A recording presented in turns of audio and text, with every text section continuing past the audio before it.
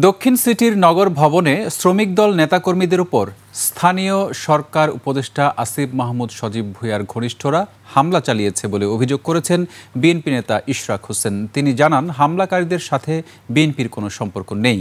সরকার আদালত অবমাননা করছে বলেও দাবি করেন ইশরাক হোসেন। বিস্তারিত আরফিন শাওনের রিপোর্টে।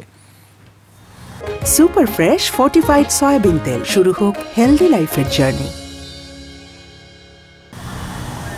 আদালতের রায়ে ইশরাক হোসেনকে ঢাকা দক্ষিণ সিটির মেয়র হিসেবে শপথ পাঠের নির্দেশনা কার্যকর না করায় আন্দোলনে নামে তার সমর্থকরা।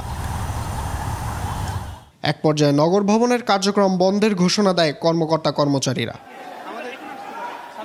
আন্দোলন চলাকালে 24শে জুন শ্রমিক দলের নেতাকর্মীদের উপর হামলা হয়। এর জন্য স্থানীয় সরকার উপদেষ্টাকে দায়ী করেন ইশরাক।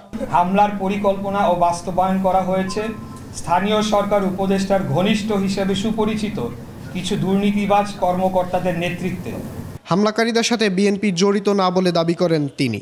এরা কেউ কেউ নিজেদেরকে বিএনপি ঘরানার পরিচয় দিলেও তারা দলের কোনো পদে নেই। উপরন্তু তারা আওয়ামী ফ্যাসিস্ট আমলের মেয়রদের ঘনিষ্ঠ সহযোগী হিসাবে দুর্নীতি লুটপাট করেছে।